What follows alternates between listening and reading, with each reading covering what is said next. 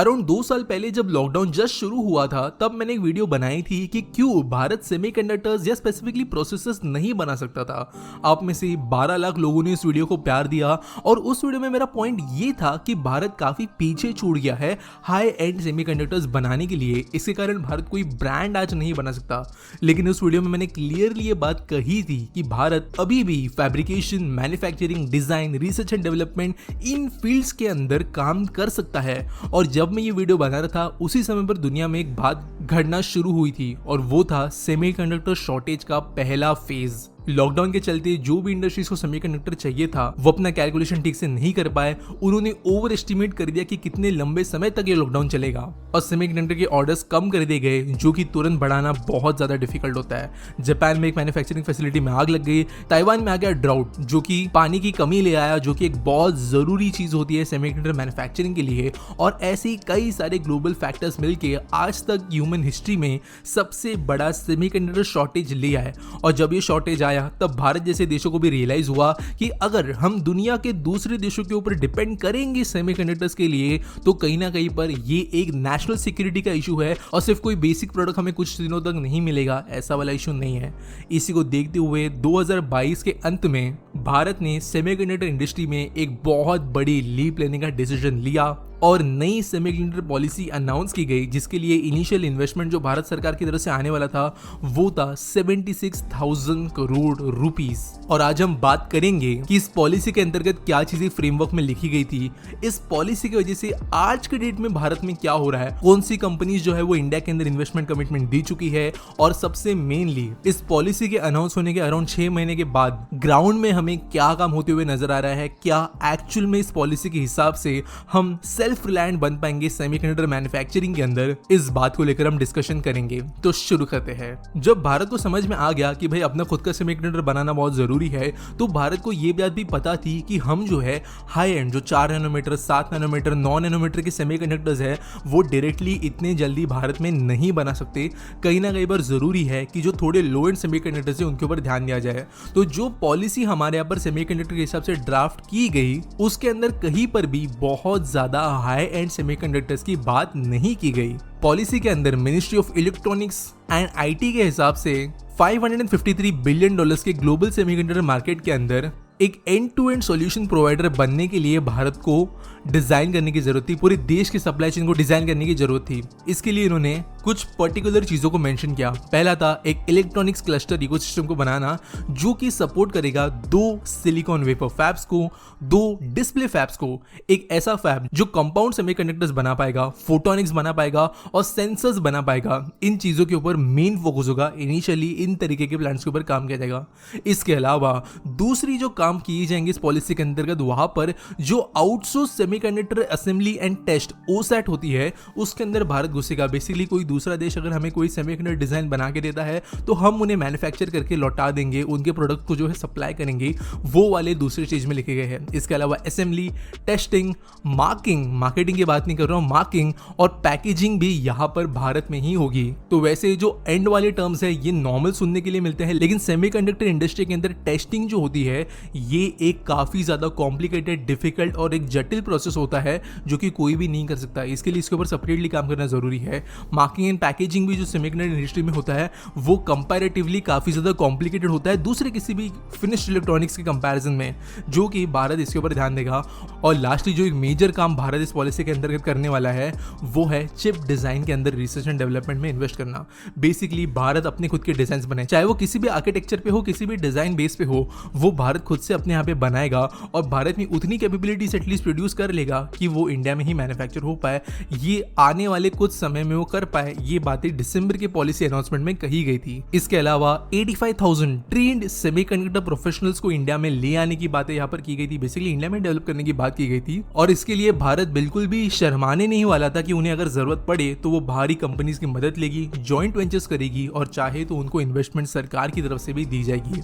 यहाँ पे जो प्रपोजल था यहाँ पर 28 नैनोमीटर से लेके 65 नैनोमीटर के नोड्स के बीच में जो बनने वाले सेमीकंडक्टर्स है उनके approximately 1,20,000 wafers start parts per month capacity के प्लांट्स बनाने की बात कही गई थी, और अगर ये बन जाते हैं तो हम वैसे भी टॉप 5 सेमीकंडक्टर फैब फैसिलिटीज के अंदर पहुंच जाएंगे। और जैसे ये अनाउंसमेंट हुई, एक के बाद एक देश के अंदर इंटरेस्ट हमें देखने मिला कई बड़ी कंपनीज की तरफ से कि वो आकर भारत में सेमीकंडक्टर मैन्युफैक्चरिंग के अंदर पैसे लगाएंगे।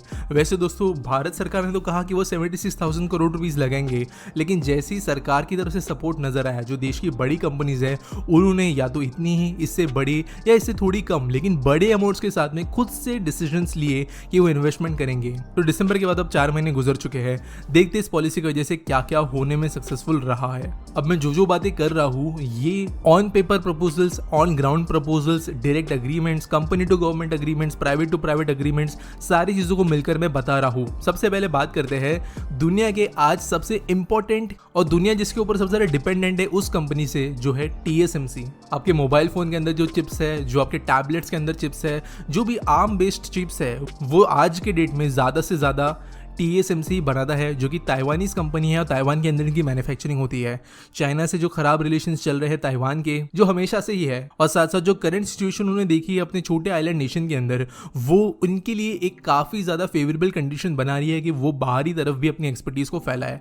TSMC के जो CEO है, जो चेयरमैन है, वो भारत में ऑलरेडी आ चुके हैं और इन्होंने कुछ लोकल पार्टनर्स को ढूंढने के लिए टाई अप और टेक्नोलॉजी शेयरिंग के लिए भी अग्रीमेंट्स कुछ जगहों पर साइन कर लिए हैं, और अभी भी ये ओपन है कि कुछ कंपनीज आकर इनके साथ में टाइप करे। तो TSMC ने सामने से पहली बार भारत में इंटरेस्ट दिखाया है। दूसरा जो एक बहुत बड़ा नाम आता है सेमीकंडक्टर इंडस्ट्री के अंदर, वो है इंटेल। इनिशियली पॉलिसी के आने के बाद में ये कहा गया था कि इंटेल में भी इतना इंटरेस्टेड नहीं होगी भारत में आने के लिए, क्योंकि कुछ समय पहले ही इंटेल ने $10 बिलियन से ज्यादा की इन्वेस्टमेंट की थी खुद यूनाइटेड स्टेट्स के अंदर, जहां पर वो अपनी नई फैब्रिकेशन यूनिट बना रही थी। लेकिन इसके बावजूद इंटेल भारत में आकर इन्वेस्टमेंट्स अनाउंस करके गया, चाहे वो अनऑफिशियली क्यों ना हो, और इंटेल के जो CEO है वो भारत में विजिट्स करके गए, हमारे कुछ टॉप ऑफिशियल्स को मिलके भी गए। इनफैक्ट इस वीडियो के रिलीज डेट के एक दिन पहले ही जो इंटेल के CEO है वो इंडिया, जापान और ताइवान, इन 3 देशों के अंदर सेमीकंडक्टर फैब्रिकेशन यूनिट्स बनाने से रिलेटेड डिस्कशंस करने के लिए विजिट करके गए हैं, और भारत में वो हमारे प्राइम मिनिस्टर जी से भी मिलकर गए हैं, जो कि बताता है आपको कि इंटेल भी इसके अंदर इन्वेस्टेड है। अब इसके अलावा कंपनीज के बारे में बात करें जो इंडिया बेस्ड है, जो इंटरेस्ट दिखा रही है, वो है वेदांता, टाटा इलेक्ट्रॉनिक्स के कुछ डिवीजन, और may be, not surely but may be, Reliance भी इसके अंदर एंटर कर सकता है।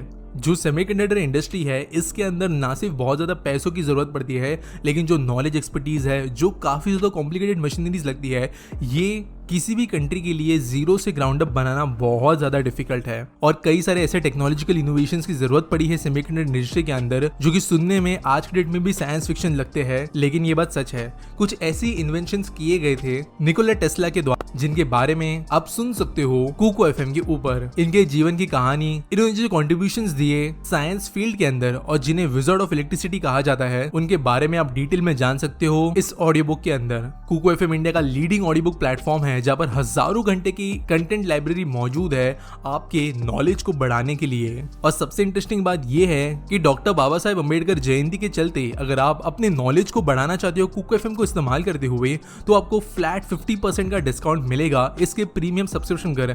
आपको सिर्फ करना यह है कि चेकआउट के दौरान BR50 इस कूपन कोड का इस्तेमाल करना है। लेकिन आपको ये नहीं भूलना है कि ये जो ऑफर है ये सिर्फ 17 अप्रैल तक ही वैलिड रहेगा, वो भी मिडनाइट तक। तो अगर आप अपने नॉलेज को बढ़ाना चाहते हो ऐसे कई सारे ऑडियो बुक्स के जरिए, तो आप डिस्क्रिप्शन में दिए गए लिंक को चेकआउट करें, कुको FM के प्रीमियम सब्सक्रिप्शन को सब्सक्राइब करें, और BR50 इस कूपन कोड को 17 अप्रैल मिडनाइट के पहले इस्तेमाल करना नहीं भूलना। अब आगे बढ़ते कुछ ऐसी चीजों के बारे में बात करने के लिए जो कि एक्चुअल में अब ग्राउंड पे होना शुरू हो गई है।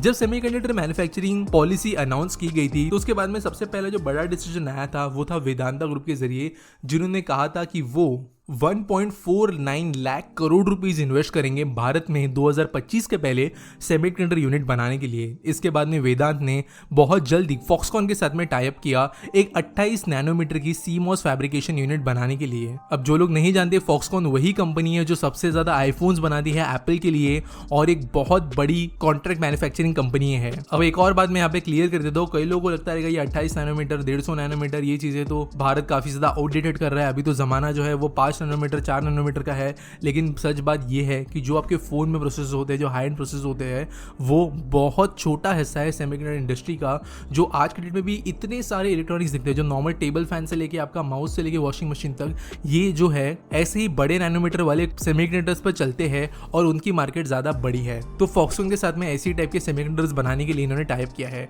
इस टाइप के बाद में वेदांता ने पुणे के पास में ज़मीन भी आइडेंटिफाई की है जहाँ पर ये प्लांट बनाएंगे, और एज रिसेंट 3 दिन पहले फॉक्सकॉन और वेदांता ने ये अनाउंस भी किया है कि 2 साल के अंदर वो पहले यूनिट्स जो है अपने प्रोडक्शन लाइन से बाहर निकालना शुरू करेंगे फिनिश्ड सेमीकंडक्टर्स के। यानी 2024 तक हम एक्सपेक्ट कर सकते हैं कि वेदांता अपने डेडलाइन से कुछ समय पहले ही एटलीस्ट कुछ संख्या में हमें सेमीकंडक्टर्स बाहर निकालता हुआ नजर आएगा। साथ साथ ये जो इनिशियल सेमीकंडक्टर्स होंगे ये डिस्प्ले फ्लैप यूनिट्स के लिए होंगे, यानी पे डिस्प्ले पैनल्स बनेंगे, और इनके सीईओ के द्वारा कहा गया कि जो लास्ट ड्यू डिलिजेंस है बस उसी प्रोसेस के अंदर अभी वो चल रहे हैं। अगले इन्वेस्टमेंट की बात करें जो एक्चुअल में ग्राउंड पे काम हो रही है, तो वो है नेक्स्ट बिट ऑर्बिट वेंचर्स। तो बेसिकली अबू धाबी बेस्ड ये एक वेंचर्स पार्टनरशिप कंपनी है जिन्होंने टावर सेमीकंडक्टर के साथ में काम किया है और इनको एक्वायर किया गया है इंटेल के जरिए। तो ऑब्वियसली डायरेक्टली इंटेल से रिलेटेड ये कंपनी है और ये भारत में 65 नैनोमीटर नोड से लेके 45 नैनोमीटर नोड के लॉजिक चिप्स बनाने के ऊपर काम करेंगे। वैसे दोस्तों ये एक ऐसी कंपनी है जो इस पॉलिसी के पहले से ही ऑलमोस्ट एक दशक से भारत के अंदर फैब बनाने के लिए कोशिशें कर रही थी, लेकिन इस पॉलिसी के आ जाने की वजह से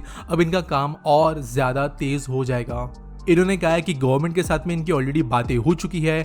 आईएसए और आईएसए जो कि 2 इंपॉर्टेंट सेमीकंडक्टर बॉडीज हैं। आईएसए मतलब इंडस्ट्री सेमीकंडक्टर एसोसिएशन जो यूएसए की बॉडी है जिनके अंदर AMD, Nvidia, Texas instruments, Qualcomm जैसी कंपनीज आती है, और आईएसए जो हमारी Indian electronics and semiconductor association है, इनके बीच में टाई अप करने में ये कंपनी सक्सेसफुल रही है। अगली जो इंपॉर्टेंट कंपनी जो ग्राउंड पे काम कर रही है वो है आईजीएसएस वेंचर्स। ये एक Singapore based technology investment holding company है जो कि ग्राउंड ब्रेकिंग टेक्नोलॉजीज बनाने के लिए जानी जाती है और इनके सीईओ वगैरह इंडियन ही है। इन्होंने डिसाइड किया कि वो भारत में 200 mm से 300 mm तक के wafer for logic chips, analog and mix signal chips, EEPROM, SRAM और पावर आईसीज बनाने का काम भारत में करेंगे, और इसके लिए इन्होंने भारत में आईडीएम पार्टनर्स के साथ में मिलकर पार्टनरशिप की है।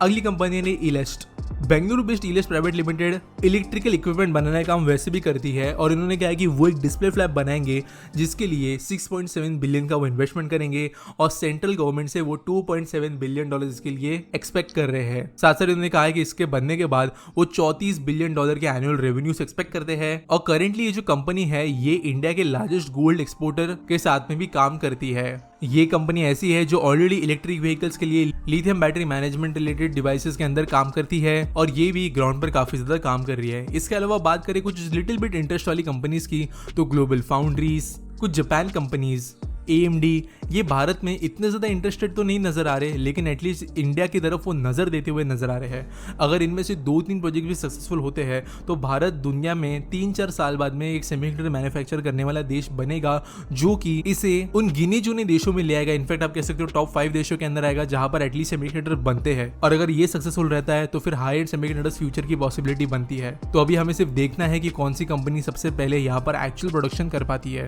आपको मैं फिर से एक बार याद देना चाहूंगा कि डॉक्टर बाबा साहेब अम्बेडकर जयंती के चलते आपकी नॉलेज बढ़ाने के लिए आप कुकू एफएम की प्रीमियम सब्सक्रिप्शन के लिए सब्सक्राइब कर सकते हो, जिसके लिए आपको डिस्क्रिप्शन में दिए गए लिंक पर इसके प्रीमियम सब्सक्रिप्शन के परचेज के दौरान BR50 इस कूपन कोड का इस्तेमाल करना है, जो कि आपको स्ट्रेट अवे 50% का डिस्काउंट दे देगा। लेकिन याद रखना है कि 17 अप्रैल तक ये ऑफर वैलिड रहेगा, तो डिस्क्रिप्शन चेक करना ना भूले।